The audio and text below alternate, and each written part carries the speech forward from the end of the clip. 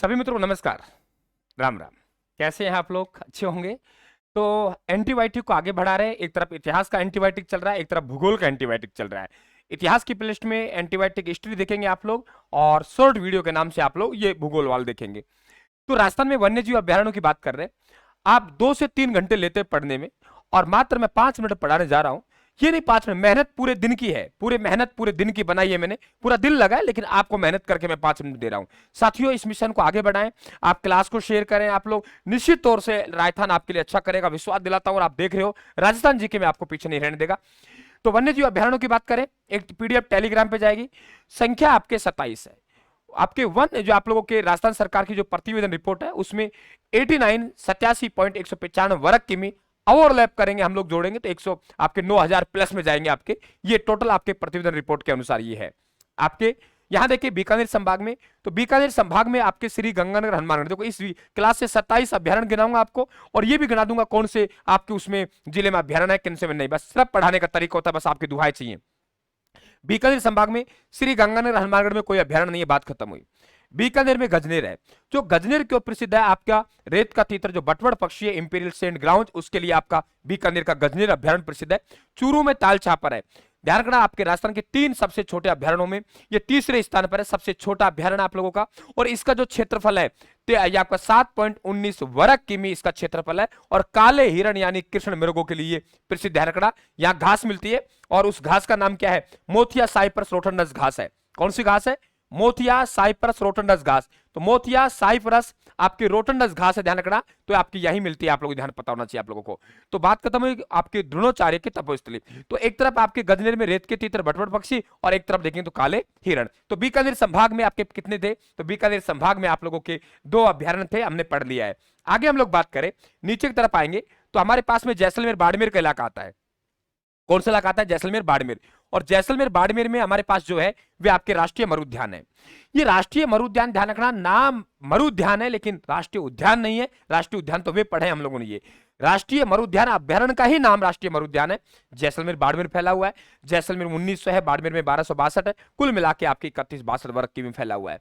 क्षेत्रफल में बात करें, सबसे बड़ा अभ्यारण्य है आकलवुड फॉसिल्स पार्क, जो मैंने आपको करवाया है। आकलवुड फॉसिल्स पार्क जो आपका जीवाश्म पार्क है, यहाँ है आपके लाठीश्री क्षेत्र मिलता है, जिसमें सेवण घास होती है।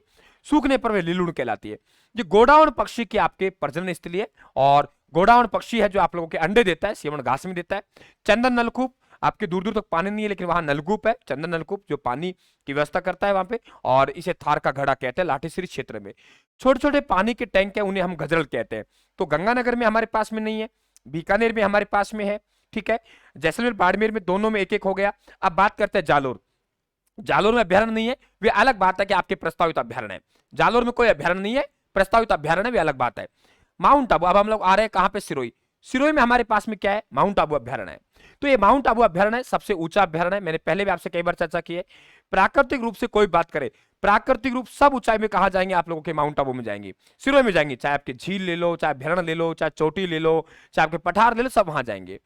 तो आपको पता है मैंने, माउंट आबू आपका आदर स्थल है और सर्वाधिक वर्षा प्राप्त करता है 150 सेंटीमीटर के आसपास। और यहाँ जो 150 सेंटीमीटर के आसपास जो वर्षा होती है, वहां पे आप लोगों को जो कहने का मतलब जो आपके वन मिलते हैं, वे आपके उपोष्ण कटिबंधीय सदाबहार वन मिलते हैं, जो कि आपके लगभग कुल वनों का 0.39% है जो आबू पर्वतीय क्षेत्र मिलते हैं। और 0.39 है आपके कुल वनों में देखें तो हम लोग 126 आपके वर्ग किमी इसका क्षेत्रफल है। यहाँ दुर्लभ पादप मिलता है, आबू एंसिड डिकिलेपेटर एक पादप है। घास का नाम कारा घास है। जंगली मुर्गे मिलते हैं यहाँ पे। और यूबिलिफेरिस जो आपकी छिपकली है यहाँ मिलती है। पानी की आपूर्ति आपके कोडरा बांध से होती है। इको सेंसिटिव जोन घोषित किया गया है इसको, और ये ध्यान रखें यूबिलिफेरिस छिपकली एक सुंदर आपके छिपकली है। अब हम लोग सिरोही के बाद बात करें उदयपुर। तो उदयपुर में आपके 3 अभ्यारण्य प्लस में 1। 3 अभ्यारण्य इसलिए मैंने कहा है कि आपके 3 अभ्यारण्य है उदयपुर में, और प्लस में 1 इसलिए इसलिए मैंने कहा है क्योंकि एक जो अभ्यारण्य है आपके, वे आपके कुंभलगढ़ है जो सांझे बाटे में है, मतलब पाली और राजसमंद के साथ है। तो हम बात करें आपके उदयपुर, उदयपुर में 3 है। एक जयसंबंध है आपका, दूसरा आपका फुलवारी किनाल है, एक सज्जनगढ़ है। दोस्तों जिस तरीके से सरिस्का ए सबसे छोटा अभ्यारण्य है, सरिस्का ए ध्यान रखना, सरिस्का ए सबसे छोटा है, उसी प्रकार से दूसरे नंबर पे सज्जनगढ़ है, वे 3.01 है, ये 5.19 वर्ग किमी है। तीसरा सबसे बड़ा भी पढ़ा के आया हूं तालछा पर चूरू है। जयसंबंध आपके अभ्यारण्य भी है, जयसंबंध झील भी है, और यहाँ जलचर आपके पक्षी पाए जाते हैं, जलचरों की बस्ती कहते हैं। और कई बार पूछता है जयसंबंध झील या आपके जयसंबंध अभ्यारण्य, लसाड़े का पठार आप बताएंगे यही। फुलवारी की नाल वर्ष भर फूलों से खिलता रहता है, इसलिए फुलवारी की नाल कहलाती है। महाराणा प्रताप की कर्मस्थली है।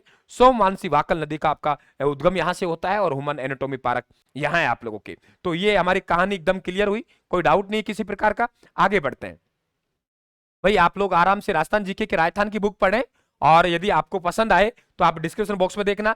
राजस्थान का निश्चित तौर से आप लोग राजस्थान जी के कोर्स पढ़े, जो कि आपको नाम मात्र शुल्क में है। आपकी इच्छा हो तो पढ़े, बाकी कोई जरूरी नहीं है, ठीक है। नाम मात्र शुल्क आपके 700 रुपए मिल रहा है मत, और वे भी आपको 3 किस्तों में पैसे देने, एक महीने के अंतराल में करके। बात करते हैं हम लोग कि आप लोगों के कुंभलगढ़ अभ्यारण्य, किसकी बात कर रहे हैं हम लोग? कुंभलगढ़ अभ्यारण्य की बात कर रहे हैं। तो आपकी जो कुंभलगढ़ अभ्यारण्य है, ध्यान रखना, ये आप लोगों के ये देखिए पाली है, राजसमंद, अजमेर। ये पाली, राजसमंद, अजमेर तीनों का आपका एक त्रिभुज, देखिए यहाँ पाली राजसमंद दोनों में कॉमन रहेगा, 2 त्रिभुज बनाने। इधर अजमेर की बात आएगी तो पाली राजसमंद के साथ अजमेर पकड़ लेंगे, और इधर बात आएगी तो पाली राजसमंद के साथ उदयपुर, यानी पाली और राजसमंद में उदयपुर दोनों में क्या है? कॉमन है, ठीक है। पाली और राजसमंद दोनों में कॉमन है। इधर आएंगे तो उदयपुर, इधर जाएंगे तो अजमेर। अगर अजमेर को पकड़ लिया पाली और राजसमंद के बाद तो राहुल टॉटगढ़ बन जाएगा, और यदि आपने पाली और राजसमंद के बाद उदयपुर को पकड़ लिया, कुंभलगढ़ अभ्यारण्य बनेगा। ये आपका जो पाली है, पाली आप लोगों को ध्यान रखना, ये पाली है, पाली आप लोगों के जोधपुर संभाग में आता है, राजसमंद आपके उदयपुर संभाग में आता है, और अजमेर अजमेर संभाग में आता है। सर्वाधिक संभागों में फैला हुआ जो अभ्यारण्य है वे आपके राहुल टाटगढ़ अभ्यारण्य, 3 अभ्यारण्यों में फैला हुआ है। कुंभलगढ़ अभ्यारण्य राज्य का तीसरा सबसे बड़ा अभ्यारण्य, पहला आपका राष्ट्रीय मरु उद्यान, दूसरा आपका कैला देवी, तीसरा आपका कुंभलगढ़, तीसरा सबसे बड़ा अभ्यारण्य है। क्षेत्रफल 610 वर्ग किमी है। भेड़िया और लोमड़ी के लिए प्रसिद्ध है। मथाई नदी आपके यहाँ रणकपुर जैन मंदिर जो पाली में यही है, और नदियां दोनों बार निकलती है। यहाँ से निकलने वाली नदियां जो पाली वगैरह से निकलती हैं आप लोगों के आपके लूणी के सहायक होती हैं, और अपना जल कहाँ ले जाती है? अरब सागर में जाती है। और दूसरी हम लोग बात करें यहाँ से निकलने वाली नदियां आपके जैसे तो वे बंगाल खाड़ी में ले जाती है। तो यहाँ से निकलने वाली नदियां अपना जल दोनों तरफ ले जाती है, ये भी ध्यान रखें आप लोग, ठीक है। थोड़ी स्पीड जरूर लेके चल रहे हैं, क्योंकि स्पीड बिना हमारी पार नहीं पड़ेगी, ठीक है। एंटीबायोटिक है। अब बात करते हैं हम लोग कि चंबल घड़ियाल अभ्यारण्य यहाँ है आप लोगों के। ये जैसे यहाँ पे बूंदी, कोटा, बूंदी, सवाई माधोपुर, करौली, ये इलाका है आप लोगों का। और ये चंबल नदी यहाँ आपको पता है कि आपके अंतर्राज्यीय आपके जल सीमा बनाती है। अंतर्राज्यीय जल सीमा बनाएगी, यानी ऊपर आपके राजस्थान है, नीचे आपके मध्य प्रदेश है। तो ये अंतर्राज्यीय जल सीमा बनाएगी। आपके अंतर्राज्यीय अभ्यारण्य एकमात्र राजस्थान का यही है, और यहाँ घड़ियालों के आपके संसार कहलाता है। ये रामगढ़ विस्तारीय अभ्यारण्य बूंदी में है मित्रों। जो आपके रणथंभौर में जो बाघ है, वे बाघ चल के यहाँ आ जाते हैं आप लोगों के। देखो बूंदी और रणथंभौर है किंतु नजदीक है। तो आपके यहाँ जो आपके रामगढ़ विस्तारीय अभ्यारण्य, यहाँ बाघों का जच्चा घर कहते हैं। और यहाँ मेज नदी जो आपके भीलवाड़ा से उद्गम होता है, मेज नदी बूंदी, तो यहीं पर आपके रामगढ़ महल स्थित है। शेरगढ़ अभ्यारण्य 12 में, परवन नदी के किनारे। जवाहर सागर अभ्यारण्य कोटा में आपके, चंबल नदी के किनारे। और पहला सरप उद्यान, क्योंकि दूसरा सरप उद्यान जो प्रस्तावित है भरतपुर में, और सरप एकत्रित करने की प्रयोगशाला भरतपुर में। मानव निर्मित यहाँ कोई वस्तु दिखाई नहीं देती है। जब मानव रहेगा नहीं, मानव निर्मित कोई वस्तु नहीं है, तो सीधी सी बात है ये प्रदूषित रहित क्या रहेगा आपका अभ्यारण्य? पूछे प्रदूषित रहित अभ्यारण्य कौन सा? ये है आपके कोटा झालावाड़ में जो मुकुंदरा हिल्स है, वे राष्ट्रीय उद्यान बन चुका है, लेकिन उसका कुछ बचा हुआ भाग है, वे अभी भी दर्रा अभ्यारण्य के रूप में। और देखिए यहाँ कोटा के पास में बूंदी पड़ता है, कोटा के पास में ही चित्तौड़गढ़ पड़ता है, रावत भाटा, ये चित्तौड़गढ़ ये इलाका। तो इसलिए इसका कुछ भाग बूंदी और आपके चित्तौड़गढ़ में जाता है, ये आप लोग ध्यान रखेंगे। दूसरी बात हम लोग बात करें सीता माता अभ्यारण्य। सीता माता अभ्यारण्य को कौन नहीं जानता? सीता माता अभ्यारण्य को सभी जानते हैं। आप लोग देखिए कि सीता माता अभ्यारण्य की बात करें, सर्वाधिक सागवान के वृक्ष यहां मिलते हैं, आपको ये पता होना चाहिए। आपकी सीता माता है तो लव कुछ झरने मिलेंगे, और जहां सीता माता हो गई तो वहां औषधियों की कमी थोड़ी है, तो आपके सर्वाधिक औषधियां मिलेंगी। उड़न गिलेरी मिलेगी, और उड़न गिलेरी का जो भोजन है, क्या कहा मैंने? उड़न गिलेरी का जो भोजन है वे आपके महुआ का वृक्ष है। महुआ के वृक्ष वे डोडा जो आपके मीठा होता है, और उससे आपके मावड़ी नामक शराब बनाते हैं आदिवासी, ये पता होना चाहिए। बेड़ल घंटेल के लिए प्रसिद्ध है, और जाखम और करमोई नदी यहां से उद्गम होती है। बात करते हैं साथियों डूंगरपुर बांसवाड़ा। डूंगरपुर बांसवाड़ा में कोई अभ्यारण्य नहीं है। इधर हम लोग बात करें चित्तौड़गढ़ में 2 है, बहसरोडगढ़ को भी जानते हैं और बस्सी को भी जानते हो। बहसरोडगढ़ तो चित्तौड़गढ़ में है, बस्सी भी आपके कास्ट कला के लिए चित्तौड़गढ़ में।